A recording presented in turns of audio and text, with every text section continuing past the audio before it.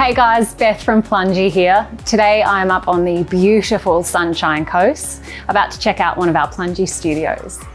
I'm here with Rach and Lyndon, who recently put in their own Plungie Studio as an owner-builder. Rach, can you tell us a little bit about the project? Yeah, we chose the studio purely because of the size. The space that we had was sort of an awkward configuration, so this one fit really well without feeling crammed or oversized. What was the most important consideration when buying the pool?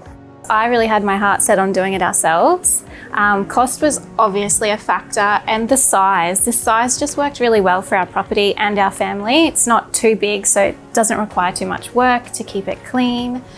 Yeah, we just love it. So you guys installed this one as an owner-builder. Lyndon, was that an important consideration for you? Yeah, I enjoy building, and it's a bit of a challenge, I thought. So yeah, I like seeing the end product, and it's really satisfying doing it yourself. Yeah, it is. It is. We chose the colour Kona Coast. We wanted it to feel like it transitioned into our house really well. I topped it off with a granite coping tile also to tie into our house, so we've just got this flow-on effect so inside feels outside. I love the colour, it's so bright but also still looks like crystal blue water. How do you guys find working with Plungie overall?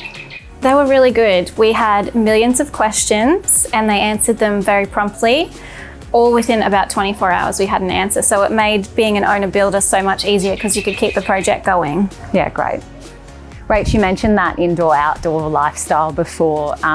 What's that been like with the kids? The kids are in it every single day after school. We have a deck off the back of our house as well, so it's like a flow-on effect. The parents and the older kids can swim while we still have some peace and quiet out on the back deck, and it just flows all the way through so we can see from the kitchen either side. In terms of process, how did that go for you as an owner-builder? Yeah, I did my own builder online. It's just a course online, quite easy.